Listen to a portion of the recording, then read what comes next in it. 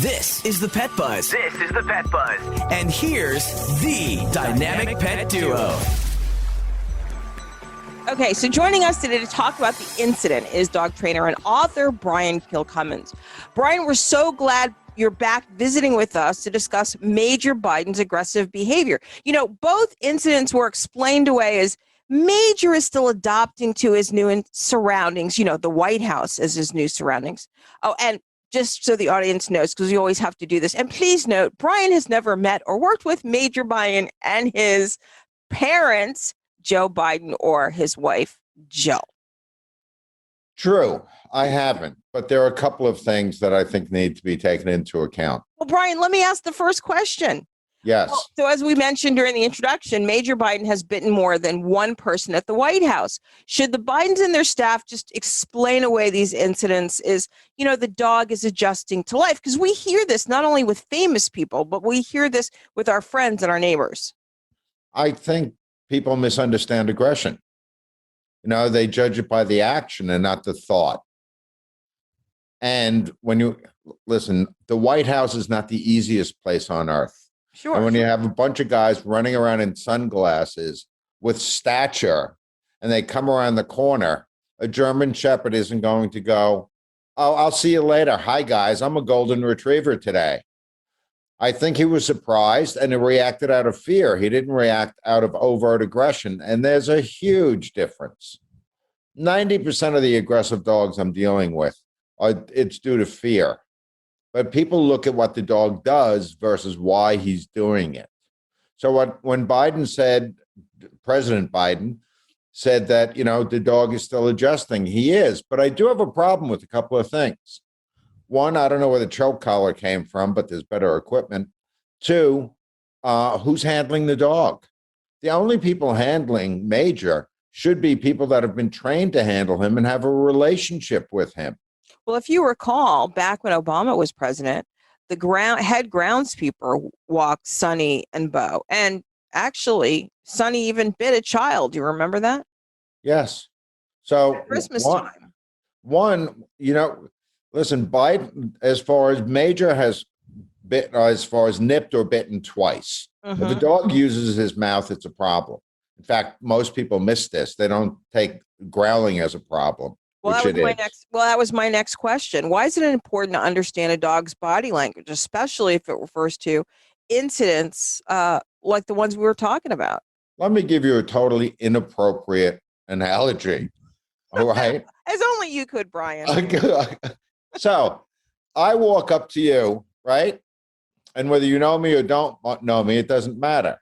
But with intent, I cocked my fist back and I said, "I'm going to punch you in the face." The last thing you say is, "Well, he didn't punch me." Well, actually, that's not the last thing I'll say. I'll say, "I survived Wall Street," where that was almost a daily occurrence with somebody wanting to smack me. Right. But the point is, it is not the action, it's the thought. And people don't know how to read their dog's body language. They rationalize the behavior and they don't treat it as far as they do a one-off instead of going, "We have a problem." Okay. And what happens with aggression, there's one truism to aggression. It either increases or decreases, but it never stays the same. Okay. Gotcha. So, you know, what's a realistic prescription to get this dog to stop biting? I think going to Delaware for 2 or 3 weeks isn't going to help. What? No, because the thing is, it's the staff that is handling this dog, and also the president and his wife handling this dog. He should be next to him. He shouldn't be out in front. Gotcha. So the dog should live who's the leader. Safe space on the left-hand side, where he's getting rewarded for that. Also, I don't think the dog is paying enough attention to looking for direction. Okay, that's a good point. People don't treat training as communication and opportunities to reward. They treat it as something that they have to tell the dog to do, and he should do it. That, and they separate training. When they're training the dog for 15 minutes, the dog's responding great. After that, they don't use it. It needs to be incorporated. This is a relationship. And if you're going to build a relationship, there should be communication and also setting some boundaries for the dog, such as you walk next to me, you don't walk ahead of me. And in a lot of pictures I've seen, either the dog is ahead of them or he's off leash. Right. You are asking for a problem. Right. Because there's no element of control there. Okay.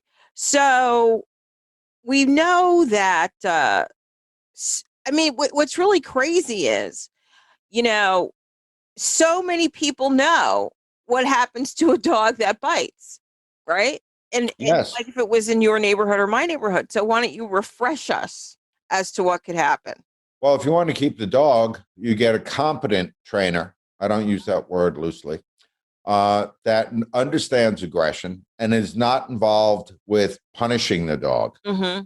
All right. It's teaching the dog, for Right. one. For two, they surrender the dog to the shelter and they lie. Excuse me, but they do because they don't want to pull the trigger on this. So Sure. they say it's not a problem. For three, as far as the training is going to be the way of rerouting the dog, or they get a lawsuit, and I'm an expert witness in court. I hear about that more than enough. Sure. By the way, it's not just biting, it's also jumping and knocking somebody down to hurt them. Sure. I mean, in that sense, and there's some municipalities have one bite statutes. One bite, your dog is taken away and put down. So, I mean, I think people have to understand the real picture. Either it can be very costly. You could hurt somebody, your dog could hurt somebody, or he could be taken away. Well, Or you're going to have to euthanize them. or exactly, or you're going to have to euthanize them. It's interesting because so many people have adopted dogs like Major, remember Carol Benjamin's book, Secondhand Dogs? Yes, For that book, it's still going strong, I think. it should. It was a great book. Yeah, like Major during the pandemic. So why is it more important than ever to learn from the errors of this dog's ways? Oh, the error of this dog's ways and his parents, the Bidens. I think there are a couple of factors here. With adopted dogs, people don't realize that it takes usually about 30 days for the dog to adjust to his new surroundings and people. And with that adjustment, you're going to find out who the dog truly is. Mm-hmm. Listen, it's like me do you speak French? Oui, je parle français un peu. I figured as such. Okay, let's say Swahili. No. Okay, good, gotcha. So you don't speak Swahili. I take you and I put you in a small village someplace. You don't understand the language. You don't understand the customs, right? Until you start getting a feel and getting some communication going, you're going to remain pretty quiet and subdued. Right. Same thing with dogs. And what happens, all of a sudden, 30 or 60 days hit, and the dog that was quiet and subdued is now growling over a bone. He's barking at people and he's jumping at them. So the first thing to do when you either get a puppy or you adopt a dog is learn how to teach and communicate. The purpose of many of your books. Yes. And in fact, I'm coming out with some new stuff soon. And you'll be one of the first ones to know, because I think this is where people become confused. And I was working with John Rogerson, who's absolutely a genius at dog training. Anyway, we were talking, and he doesn't use the word commands anymore. And I listened to him and I said, John, that's a great idea, because people turn militaristic when they give commands. No. And right. Or sit, heel. Sit.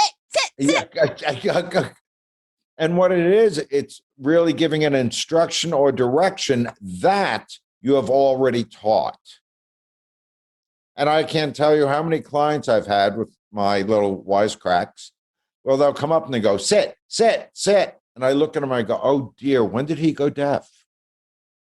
He's not deaf. Well, then it's lack of response. You need to start working with this guy. Let's leave it at there, Brian, because I think this is a great interview, and I'm always happy to have you come on the show. And actually, I'm going to have you come back sooner, because it's been a really long time since you've been on the show. I would love to, Charlotte. Thank you. It's so important to have good guests on the show, and things that people are dealing with or facing or reading about in the news all week long, because we really have to learn all this stuff. Yes, and as far as people, one, dismiss their gut when there's a problem. They rationalize it. And I think the biggest differentiation for people is emotional intelligence versus intellectual intelligence. Good point. And people are being driven by emotions with the dogs. The dogs don't understand the emotions, and they're sending them over the edge. Well, it's kind of like overfeeding your dog. It's like you love your dog to death. And really, I think I've had numerous conversations about this, and even with Stanley Korn, our friend who writes for Psychology Today. Right. And it's like, it's become more than a dog. It's become more than a family member. It's become a savior, your lifeline with the outside world. But on that note, I got to go, Brian. So this was a great interview with dog trainer and author, one of my favorite dog authors, Brian Kilcommons. I think it's like 5 books now. 9 books. I was going to say 10. But who's counting? Who's counting? So Brian's a good friend, an amazing dog trainer. If you have a new dog or any dog, check out Brian's books. They're amazing. You can buy them on Amazon, bookstores around the country. But to learn more about Brian's books and his top-notch training facility in Connecticut, visit gdbybrian.com. Thank you for listening to this episode of The Pet Buzz.